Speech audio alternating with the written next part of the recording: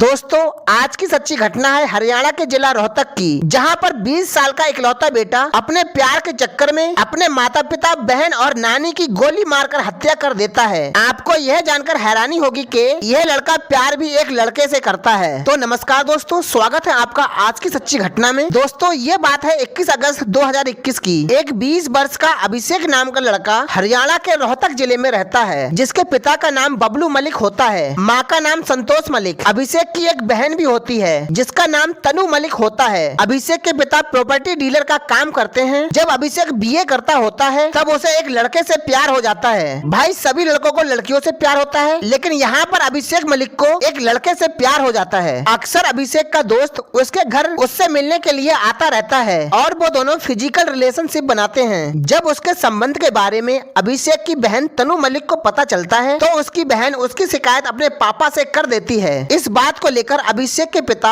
अभिषेक को बहुत ज्यादा डांटते हैं और उस लड़के का घर आना बंद कर देते हैं। इस बात को लेकर अभिषेक अपनी बहन से नफरत करने लगता है, लेकिन फिर भी उन दोनों का मिलना बंद नहीं होता और अब वो दोनों घर से बाहर होटलों में मिलने लगते हैं। एक दिन अभिषेक अपने दोस्त से शादी करने के लिए बोलता है तो उसका दोस्त उससे कहता है कि ये समाज हमारी शादी को स्वीकार नहीं करेगा, तुम्हें ऑपरेशन के द्वारा अपना लिंग चेंज कराना होगा, उसके बाद ही हम दोनों शादी कर सकते हैं। उसकी बात सुनने के बाद अभिषेक अपने घर आता है और शाम को अपने पिता से बोलता है कि पापा मुझे ऑपरेशन कराना है, मुझे 7 लाख रुपए चाहिए। लेकिन उसके पिता उसे डांटते हैं और बोलते हैं कि तू किस चीज का ऑपरेशन कराना चाहता है, लेकिन वो नहीं बताता है और डांट कर चले जाते हैं। अभिषेक जिस लड़के को प्यार करता है उस लड़के को लेकर घर में आए दिन लड़ाई झगड़े चलते रहते हैं। अभिषेक के पिता उसे खर्चे के लिए पैसे देना भी बंद कर देते हैं और स्कूटी भी चलाने के लिए नहीं देते। अभिषेक से बोलते हैं जब तक तू नहीं सुधरेगा तब तक तुझे स्कूटी चलाने को नहीं मिलेगी और न ही घर से कोई रुपया मिलेगा। अब ये स्कूटी तेरी बहन चलाएगी। और इतना कहकर उसके पापा घर से बाहर किसी काम के लिए चले जाते हैं। उसकी नानी भी उसे समझाने के लिए घर पर आई हुई होती हैं। अभिषेक घर से गन निकालता है और अपने दोस्त से मिलने के लिए होटल में चला जाता है। जब अभिषेक अपने दोस्त से मिलकर होटल से घर वापस आता है तो वो बहुत ज्यादा गुस्से में होता है और अपनी बहन के कमरे में जाकर अपनी बहन को गोली मार देता है। गोली की आवाज सुनकर जब उसकी माँ आती है तो वो चीखने लगती है और उनकी चीख सुनकर वो अपनी माँ को भी गोली मार देता है। तभी वो अपनी नानी के कमरे में जाता है, जिन्हें इस बारे में कुछ भी पता नहीं होता है कि घर में इसने 2 लोगों को गोली मार दी है, और वो अपनी नानी को भी शूट कर देता है। और इसके बाद वो अपने पापा के कमरे में जाता है और उन्हें जाकर गोली मार देता है। जब वो एक गोली से नहीं मरते तो उन्हें दूसरी गोली मार देता है और घर को बाहर से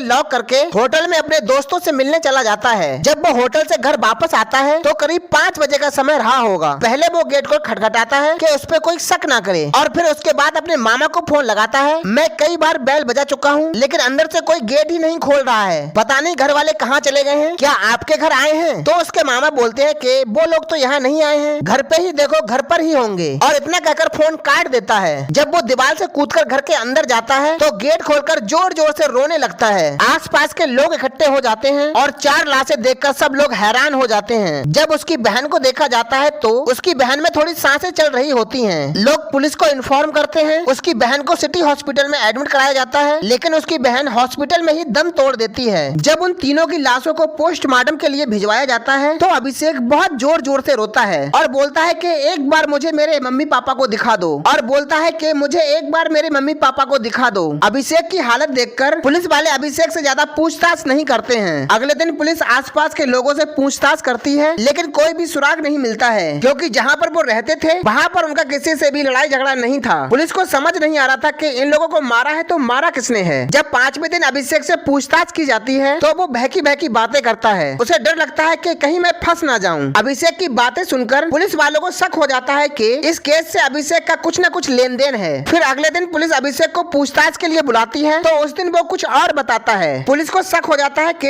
ये काम इसी का है। जब उसे रिमांड पर लिया जाता है तो वो अपना गुनाह कबूल कर लेता है। तो दोस्तों देखा आपने कि दुनिया कितनी हैवान हो गई है। यहाँ तक कि लोग अपने माँ बाप को भी नहीं समझते हैं, जिनसे बड़ी इस दुनिया में कोई चीज भी नहीं है। दोस्तों ऐसे ही घटनाओं के बारे में जानकारी के लिए इस चैनल को सब्सक्राइब करना ना भूलें।